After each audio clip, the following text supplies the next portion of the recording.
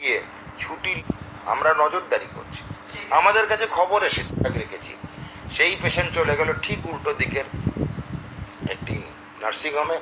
সেখানে জনকল্যাণ যে স্বাস্থ্য স্কিমগুলো আছে, আয়ুষ্মান ভারত বা এখন অবধি স্বাস্থ্যসাথী বন্ধ করেনি, তার আওতায় তিনি ভর্তি হলেন। এবং এই শল্য চিকিৎসক, তিনি সরকারি শল্য চিকিৎসক ছিলেন, তিনি কিন্তু নিমেষের মধ্যেই মানে ভর্তি হওয়ার 1.5 ঘন্টার মাথায় তার অপারেশন হয়ে গেল এবং তার পরের দিন তার ছুটিও হয়ে গেল।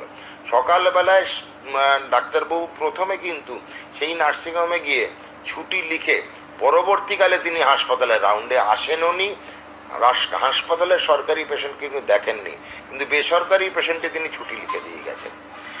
এইগুলো প্রত্যেকটাই কিন্তু সরকারি স্কিমে নার্সিংহোমে চিকিৎসা হচ্ছে।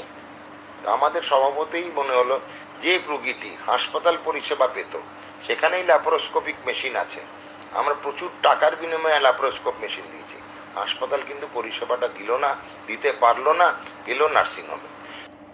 আমরা তো এক্সপেক্ট করি একজন রুগী এলো, একজন ডাক্তারবাবুর আন্ডারে ভর্তি হলো, তিনি সেই দিনটা তার অ্যাডমিশন ডে, আইপিডিটা পুরো তার হাতে, 24 ঘন্টা অ্যাডমিশন ডে চলে মিনিমাম।